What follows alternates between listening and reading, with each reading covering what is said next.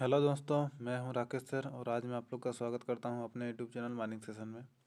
आज मैं आप लोग के लिए एक नया वीडियो लेकर के आया हूं जो कि पिछला वीडियो से जुड़ा हुआ है।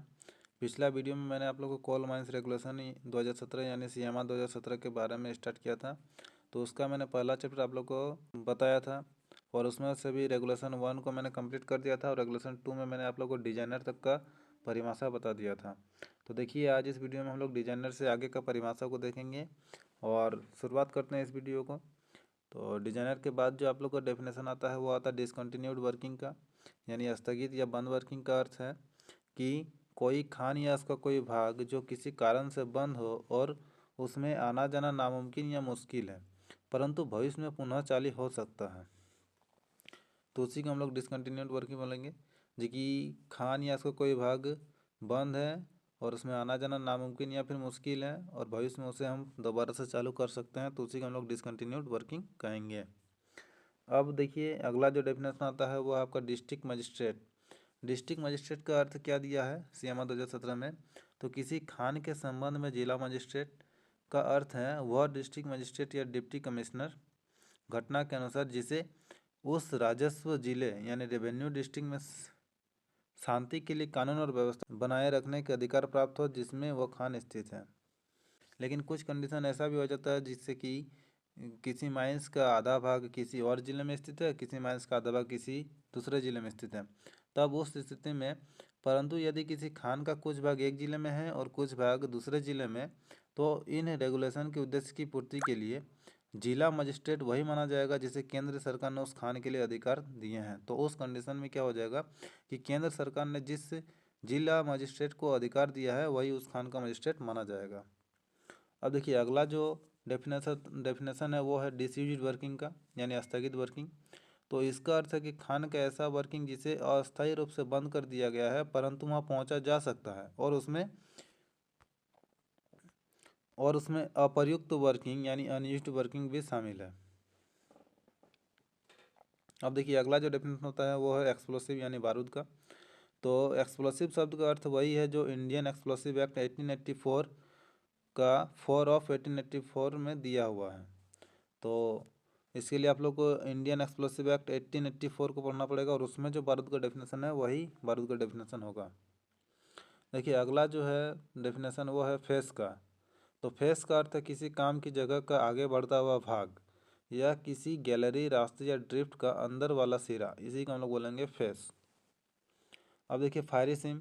फायरी सिम का अर्थ है ऐसी सिम जिसमें खान की सीमा के अंदर स्थित भूमिगत वर्किंग यानी बिलो ग्राउंड वर्किंग या ओपन कास्ट वर्किंग में आग लगी हुई है या स्वतः दहन यानी स्पॉन्टेनियस हीटिंग मौजूद है, तो उसी को हम लोग बोलेंगे फायरी सिम। अब देखिए, अगला जो डेफिनेशन है वो है फाइनेंशियल ईयर, मतलब वित्तीय वर्ष किसे कहते हैं? तो इसका अर्थ है कि 12 महीने में या फिर 12 महीने का समय जो 1 अप्रैल से होकर चालू होकर अगले 31 मार्च तक समाप्त होता है, उसी को हम लोग बोलेंगे वित्तीय वर्ष यानी फाइनेंशियल ईयर। इसका फाइनेंशियल ईयर का डेफिनेशन होता है कि 12 महीने का समय जो 1 अप्रैल से चालू होकर अगले 31 मार्च तक समाप्त होता है, उसी को हम लोग बोलेंगे वित्तीय वर्ष यानी फाइनेंशियल ईयर। अगला जो है flame proof enclosure, flame proof ढक्कन जिसको हम लोग बोलेंगे। तो इसका अर्थ वही है जो सीयर 2010 में दिया गया है। अगला है फ्रॉम किसे कहते हैं? तो फ्रॉम का अर्थ है कि इन रेगुलेशन के अंतर्गत चीफ इंस्पेक्टर के आदेश या निर्देश के अनुसार निर्दिष्ट फॉर्म, वही होता है फॉर्म। अब देखिए, गैस का परिभाषा क्या है इसमें आप ध्यान देंगे। तो गैस की परिभाषा में गैस के अलावा धुआं और भाप भी शामिल है। तो इसमें देखिए साफ साफ लिखा हुआ है कि गैस जो होता है, तो इसमें जितने सारे गैस हैं उनके साथ साथ धुआं और भाप को भी गैस में शामिल किया गया है। अब देखिए, मैं आप लोग को फर्स्ट डिग्री गैसेसिज्म का परिभाषा बताता हूँ। तो फर्स्ट डिग्री गैसेसिज्म का जो परिभाषा हो जाता है जो कि ऐसी कोलसीम या उसका भाग जो माइन बाउंड्री के अंदर स्थित हो और वो ओपन कास्ट माइन ना हो और बिलो ग्राउंड वर्किंग में किसी प्लेस के जीबीए यानी जनरल बॉडी ऑफ एयर में CH4 जो मिली हो या नहीं मिली हो, तो भी उसको हम लोग फर्स्ट डिग्री गैसेसिज्म बोलेंगे। और CH4 यदि मिली है तो जीबीए में 0.1% से अधिक नहीं होगी। और पर टन कोल प्रोडक्शन के हिसाब पर यदि हम देखें तो पर टन कोल प्रोडक्शन पर निकलने वाली गैस यानी CH4 की जो मात्रा होगी वो 1 क्यूबिक मीटर से अधिक नहीं होगी, तो उसी को हम लोग बोलेंगे फर्स्ट डिग्री गैसेसिज्म। अब देखिए सेकेंड डिग्री गैसेसिंग क्या होता है। तो सेकेंड डिग्री गैसेसिंग का भी वही परिभाषा है लगभग। ऐसी कोलसीम या उसका भाग जो माइन बाउंड्री के अंदर स्थित हो, वो ओपन कास्ट माइन ना हो और जीबीए में CH4 की मात्रा 0.1% से अधिक हो और पर टन कोल प्रोडक्शन पर निकलने वाले CH4 की मात्रा 1 क्यूबिक मीटर से अधिक परंतु 10 क्यूबिक मीटर से अधिक ना हो, तो उसी को हम लोग बोलेंगे सेकेंड डिग्री गैसेसिंग। उसके बाद देखिए थर्ड डिग्री गैसेसिंग क्या होता है। तो ऐसी कोल सीम या उसका भाग जो माइन बाउंड्री के अंदर स्थित हो और वह ओपन कास्ट माइन ना हो, जीबीए में CH4 की मात्रा 0.1% से अधिक हो और पर टन कोल प्रोडक्शन पर निकलने वाले CH4 की मात्रा 10 क्यूबिक मीटर से अधिक हो, तो उसको हम लोग बोलेंगे थर्ड डिग्री गैसेसिंग। देखिए फर्स्ट डिग्री में क्या होता है जी कि जीबीए में जो CH4 की मात्रा होती है वो 0 से लेकर के 0.1% तक हो सकती है, ठीक है, यानी 0.1% से अधिक नहीं होगी। और सेकंड डिग्री में जो होगा जीबीए में CH4 की मात्रा 0.1% से अधिक होगी। थर्ड डिग्री में भी जीबीए में CH4 की मात्रा 0.1% से अधिक होगी। तो तब हम लोग देखेंगे जी कि कोल प्रोडक्शन के बेसिस पर हम लोग कैटेगरी कैसे बांटेंगे। तो फर्स्ट डिग्री में कोल प्रोडक्शन के बेसिस पर यदि हम देखेंगे तो वहाँ पर CH4 की मात्रा 1 क्यूबिक मीटर से अधिक नहीं होगी। सेकेंड डिग्री में 1 क्यूबिक मीटर से लेकर के 10 क्यूबिक मीटर तक होगी और थर्ड डिग्री केसेस में 10 क्यूबिक मीटर से अधिक होगी। तो तब हम लोग उस बेसिस पर उसको हम लोग फर्स्ट डिग्री, सेकंड डिग्री और थर्ड डिग्री केसेस में बांटेंगे। अब देखिए अगला जो आप लोग को परिभाषा हो जाता है वो जीबीए यानी जनरल बॉडी ऑफ एयर किसे कहेंगे। तो इसका अर्थ है कि किसी बिलो ग्राउंड माइंस में कोल सीम के सामान्य वातावरण यानी जो जनरल एटमॉस्फेयर होता है उसी को हम लोग बोलते हैं जीबीए। आप लोग याद रखेंगे जी कि सील्ड ऑफ एरिया एवं बोरहोल को छोड़कर पूरी माइंस जीबीए में इंक्लूड होती है। तो सील्ड ऑफ एरिया को और बोरहोल को छोड़ देंगे तो आपका पूरा का पूरा माइंस जीबीए के अंतर्गत आ जाएगा। अब देखिए अगला जो परिभाषा होता है वो है आपका गोफ का। तो गोफ का अर्थ है भूमिगत खान का वह भाग जहाँ से कोयला का पिलर या पिलर का कोई भाग काटा जा चुका है या लॉन्ग वॉल मेथड से वर्क हो रही है, तो वह भाग जहाँ से कोयला निकाला जा चुका है परंतु अब वह वर्किंग प्लेस नहीं है, तो उसी को हम लोग बोलेंगे गोफ।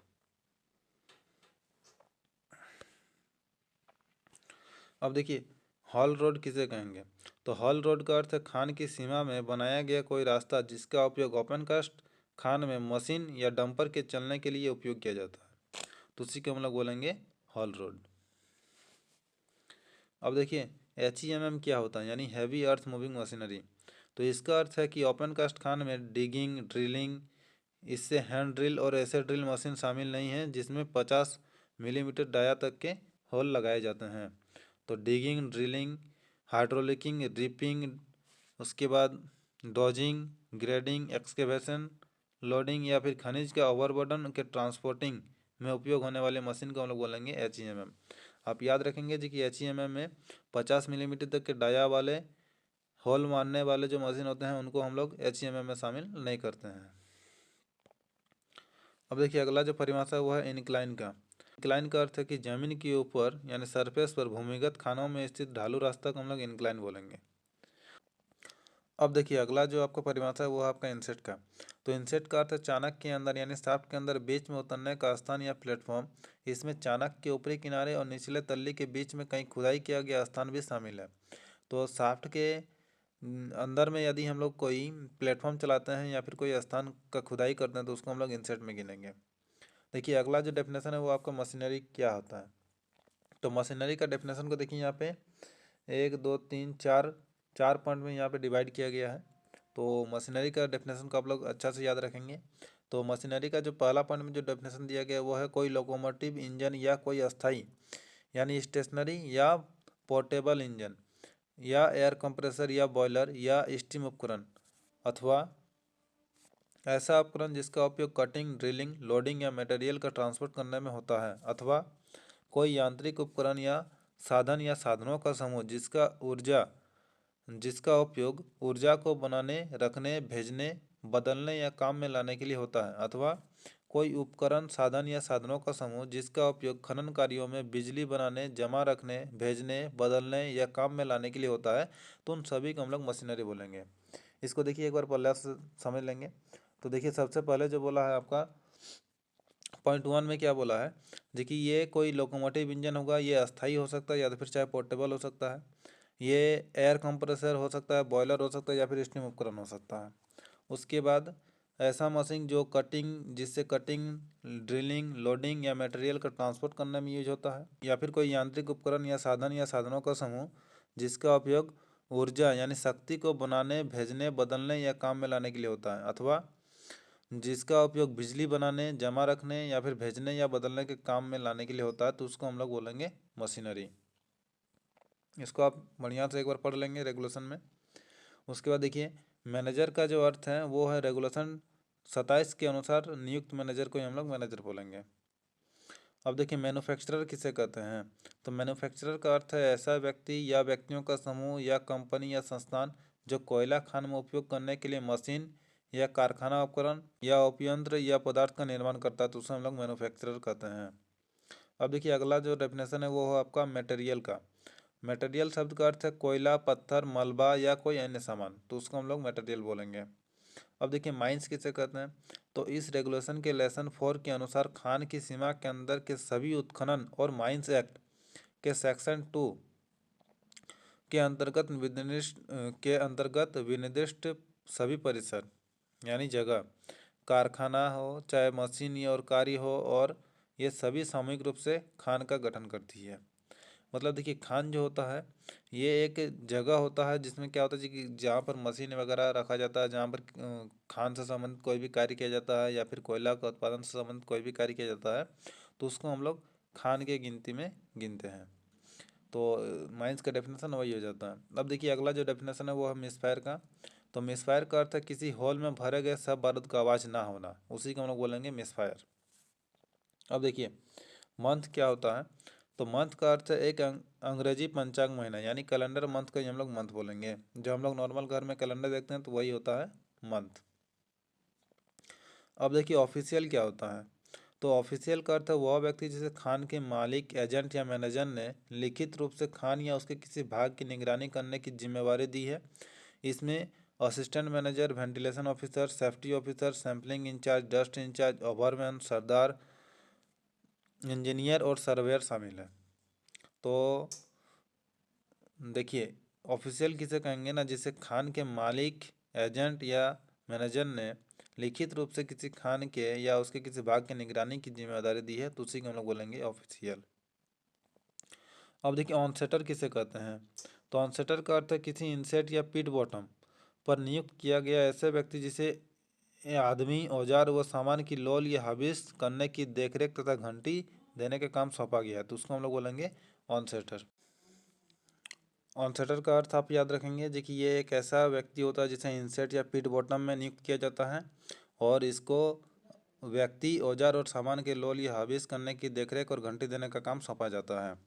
इसी के जैसा सेम टू सेम काम आपका बैंक्समैन का भी होता है, लेकिन उसका जो नियुक्ति होता है वो शाफ्ट के ऊपर में होता है, चाहे तो फिर वो इंक्लाइन के माउथ में होता है।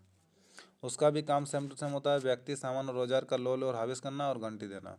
तो ऑनसेटर और बैंक्समैन का काम दोनों ही समान होता है, बस दोनों का नियुक्ति के कारण दोनों का नाम बदल जाता है। देखिए, इंसेट में भी क्या होता है जी कि ऑनसेटर को हम लोग नियुक्त करते हैं। ओवरमैन क्या होता है?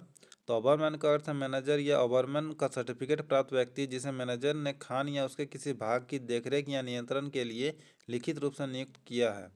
ऐसे व्यक्ति सरदार से उच्च पदाधिकारी होते हैं। तो देखिए, ओवरमैन का अर्थ यहाँ पे बताता है जी कि मैनेजर या ओवरमैन का सर्टिफिकेट प्राप्त हुआ व्यक्ति जिसे डीजीएमएस से मैनेजर या ओवरमैन का सर्टिफिकेट प्राप्त हुआ है, और मैनेजर ने उसे खान या उसके किसी भाग की देखरेख और नियंत्रण यानी सुपरविजन और कंट्रोल के लिए नियुक्त किया है, तो उसको हम लोग बोलेंगे ओवरमैन। ये जो होता है सरदार से वो सुपीरियर होता है। अब देखिए, परमिटेड एक्सप्लोसिव किसे कहते हैं? तो परमिटेड एक्सप्लोसिव का अर्थ है ऐसी कंपनी द्वारा वह इस प्रकार बनाया गया बारूद जिसका विवरण चीफ इंस्पेक्टर सरकारी गजट में प्रकाशित कर चुके हैं। तो इसका आप याद रखेंगे जी कि ऐसी कंपनी द्वारा और इस प्रकार बनाया गया बारूद जिसका विवरण चीफ इंस्पेक्टर सरकारी गजट में प्रकाशित कर चुके हैं, तो उसी को हम लोग बोलेंगे परमिटेड एक्सप्लोसिव। अब देखिए, पाइपलाइन क्या होता है? तो पाइपलाइन का अर्थ है खान में बिछाई गई ऐसी पाइपलाइन जिसका उपयोग पंपिंग, जल की आपूर्ति, सैंडस्टोमिंग को छोड़कर अन्य पदार्थ भरने में, नाइट्रोजन फ्लशिंग, सीएमएम निकालने, एमएम निकालने में किया जाता है, तो उसको हम लोग बोलेंगे पाइपलाइन। अब देखिए अगला डेफिनेशन हो जाता है प्रिंसिपल ऑफिशियल का। तो प्रिंसिपल ऑफिशियल का अर्थ है कि खान में ड्यूटी में मौजूद माइनिंग विभाग का सबसे सीनियर पदाधिकारी, उसी को हम लोग बोलेंगे प्रिंसिपल ऑफिशियल। प्रिंसिपल ऑफिशियल का अर्थ है कि खान में ड्यूटी में मौजूद माइनिंग विभाग का सबसे सीनियर पदाधिकारी, वो होता है प्रिंसिपल ऑफिशियल। अब देखिए पब्लिक रोड किसे कहते हैं। तो पब्लिक रोड का अर्थ है आम जनता का काम में आने वाली सड़क जो सरकार या किसी स्थानीय अधिकारी के अधिकार में है, तो उसको हम लोग बोलेंगे पब्लिक रोड। क्वार्टर का मतलब होता है तिमाही। तो क्वार्टर यानी 3 महीने का समय जो 31 मार्च से स्टार्ट होगा 30 जून से 30 सितंबर और 30 सितंबर से 31 दिसंबर तक चलता है, उसको हम लोग बोलेंगे क्वार्टर। प्रत्येक 3 महीने को हम लोग बोलेंगे क्वार्टर। रेलवे का अर्थ वही है जो इंडियन रेलवे एक्ट 1989 में दिया हुआ है, तो उसको हम लोग बोलेंगे। इसके लिए आपको रेलवे का जो एक्ट है उसको पढ़ना पड़ेगा, जो कि रेलवे में उसमें क्या परिभाषा दिया हुआ है। अब देखिए रीजनल इंस्पेक्टर। देखिए रीजनल इंस्पेक्टर होता है कि वह खान इंस्पेक्टर है जिसे उस संपूर्ण क्षेत्र या स्थानीय क्षेत्रों या क्षेत्रों का चार्ज है जिसे वो खान स्थित है, या जिसे खानों के उस समूह या वर्ग पर माइंस एक्ट के अनुसार कार्य करने का अधिकार है जिससे वह खान एक है। ठीक है। रिवर का अर्थ है, रिवर यानी नदी का अर्थ है पानी का कोई भी धारा, चाहे वो बारहमासी हो या मौसमी, नदी के दोनों किनारों जो ज्ञात उच्चतम बाढ़ की सीमा यानी हाईएस्ट फ्लो लेवल के अंदर आते हैं वे भी नदी में शामिल माने जाते हैं। अब देखिए रिस्क क्या होता है। तो रिस्क का अर्थ है एक विशिष्ट अवांछित घटना की संभावना के संयोजन, उसके संभावित परिणाम, उसी को हम लोग बोलेंगे रिस्क। तो इसको इंग्लिश में भी देखिए क्या लिखा हुआ है। तो risk means combination of likelihood of a specific unwanted event and it's potential consequences. तो किसी अवांछित घटना के घटने की संभावना और उसके परिणाम के संयोजन को ही हम लोग बोलेंगे रिस्क। रिस्क का अर्थ आप समझ सकते हैं जो कि ये किसी अनवांटेड घटना की घटने की संभावना और उसका परिणाम का संयोजन होता है यानी कॉम्बिनेशन होता है। अगला जो डेफिनेशन है वो आपका रोडवे यानी रास्ता। तो रोडवे का अर्थ भूमिगत खान में रास्ता या सोंद जो खान के संचालन के लिए बनाया गया है, तो उसे हम लोग रोडवे कहेंगे। अब देखिए होता है शेड्यूल। तो शेड्यूल का अर्थ है इन रेगुलेशन के साथ संलग्न अनुसूची को ही हम लोग बोलेंगे शेड्यूल। अब देखिए शाफ्ट यानी चाणक। चाणक का अर्थ है सरफेस से भूमिगत तक का प्रवेश मार्ग या रास्ता, या भूमिगत खान के एक भाग से दूसरे भाग को मिलाने का वाला रास्ता जिसमें गाइड रस्से के सहारे या उसके उनके बिना भी डोली या अन्य वाहन स्वच्छंद रूप से लटके हुए चल सकते हैं, तो उसको हम लोग बोलेंगे शाफ्ट। तो देखिए शाफ्ट जो होता है ये किसी अंडरग्राउंड माइंस में घुसने का एक रास्ता होता है जिसका मतलब एकदम सीधा कुआं के जैसा बनाया जाता है। और इसमें क्या होता है कि इसमें डोली लगा हुआ रहता है जिसमें आदमी सवार होकर के ज़मीन के अंदर घुसते हैं यानी कोल सीम तक पहुंचते हैं। अब देखिए अगला डेफिनेशन है वो आपका शॉर्ट फायरर का। तो शॉर्ट फायरर का अर्थ है रेगुलेशन 190 के अनुसार नियुक्त व्यक्ति को ही हम लोग शॉर्ट फायरर बोलेंगे, तो उसके लिए आपको रेगुलेशन 190 पढ़ना पड़ेगा। अब देखिए सॉकेट क्या होता है। तो सॉकेट का अर्थ है चार्जिंग और ब्लास्टिंग के बाद बचा हुआ शॉर्ट होल, ब्लास्ट होल या होल का कोई भाग और जिसे मिसफायर होल के रूप में नहीं जाना जाता, तो उसे हम लोग बोलेंगे सॉकेट। यानी ब्लास्टिंग के बाद भी अगर कोई आपका छोटा सा अगर कोई होल बच जाता है तो उसको हम लोग बोलेंगे सॉकेट। इसको हम लोग याद रखेंगे, मिसफायर के रूप में इसको हम नहीं गिनेंगे। अब देखिए अगला जो है आपका वो है सप्लायर। तो सप्लायर का अर्थ है कि ऐसा व्यक्ति या व्यक्तियों का समूह या कंपनी या संस्थान जो कोयला खान में टेक्नोलॉजी, मशीन, कारखाना उपकरण या पदार्थ की आपूर्ति करता है उसे हम लोग सप्लायर कहेंगे। मतलब कोयला खान में यदि कोई व्यक्ति या व्यक्तियों का समूह या कंपनी या संस्थान मशीन या कारखाना उपकरण या फिर खान में उपयोग होने वाले जितने भी पदार्थ या उपकरण होते हैं तो उनकी अगर कोई आपूर्ति करता है तो उनको हम लोग बोलेंगे सप्लायर। अब देखिए अगला जो डेफिनेशन है वो आपका टब का। टब यानी गाड़ी। तो गाड़ी का अर्थ है टब, वैगन, माइन कार, एक या कोई अन्य वाहन जो सामान लाने और ले जाने के लिए रेल पटरी पर चलता है, तो उसको हम लोग बोलेंगे टब। अब देखिए अगला डेफिनेशन है वो है आपका वेंटिलेशन डिस्ट्रिक्ट का। तो वेंटिलेशन डिस्ट्रिक्ट का अर्थ है भूमिगत खान का वह भाग जिसका इनटेक रास्ता मुख्य इनटेक रास्ते से निकलता है और जिसका रिटर्न रास्ता मुख्य रिटर्न रास्ते से जा मिलता है। प्राकृतिक वेंटिलेशन वाली खान में संपूर्ण खान एक वेंटिलेशन डिस्ट्रिक्ट माना जाएगा, और यदि खान का केवल एक भाग प्राकृतिक तरीके से वेंटिलेट होता है तो खान का वह पूरा भाग एक वेंटिलेशन डिस्ट्रिक्ट माना जाएगा। देखिए इसको आप सही से याद रखेंगे। तो वेंटिलेशन डिस्ट्रिक्ट का अर्थ भूमिगत खान का वह भाग जिसका इंटेक रास्ता मुख्य इंटेक रास्ते से निकलता है और जिसका रिटर्न रास्ता मुख्य रिटर्न रास्ते से जा मिलता है। प्राकृतिक वेंटिलेशन वाली यानी नेचुरली वेंटिलेटेड खान में संपूर्ण खान एक वेंटिलेशन डिस्ट्रिक्ट माना जाएगा, और यदि खान का केवल एक भाग प्राकृतिक तरीके से वेंटिलेट होता है तो खान का वह पूरा भाग एक वेंटिलेशन डिस्ट्रिक्ट माना जाएगा। अब देखिए वर्किंग क्या होता है। तो वर्किंग का अर्थ है ऐसा उत्खनन जो किसी खान में कोयले का पता लगाने के लिए या कोयला उत्पादन करने के लिए किया गया है या किया जा रहा है, तो उसको हम लोग बोलेंगे वर्किंग। देखिए वर्किंग का मतलब होता है जी कि कोयला का पता लगाने यानी कोयला का सर्चिंग के लिए या फिर कोयला का उत्पादन के लिए जो भी काम किया जाता है तो उसको हम लोग बोलेंगे वर्किंग। अब देखिए वर्किंग प्लेस क्या होता है। तो वर्किंग प्लेस का अर्थ है खान का कोई भी भाग जिसमें किसी भी व्यक्ति को कानूनी रूप से आने जाने का अधिकार है, तो उसको हम लोग बोलेंगे वर्किंग प्लेस। इस वीडियो में मैंने आप लोग को लेसन 1 जो था रेगुलेशन 1 और 2, तो रेगुलेशन 1 पहले ही बता दिया था। रेगुलेशन 2 में जितने भी मेरे बाकी के डेफिनेशन बचे हुए थे तो उन सबको मैंने इस वीडियो में रिकवर कर दिया है। अब देखिए आपका अगला वीडियो जो आएगा वो आपका लेसन 2 के ऊपर आएगा, और वो जो होगा आपका रेगुलेशन नंबर 3 से स्टार्ट होगा। तो उम्मीद करता हूँ आपको ये वीडियो अच्छा लगा होगा, और पिछला वीडियो की तरह इस वीडियो को भी आप ज़्यादा से ज़्यादा शेयर करेंगे, और आने वाले वीडियो के लिए आप इस चैनल को सब्सक्राइब कर लेंगे जिससे आपको आने वाले वीडियो का नोटिफिकेशन अब तक सबसे पहले पहुंच जाए। तब तक के लिए माइनिंग सेशन के साथ जुड़े हुए रहें।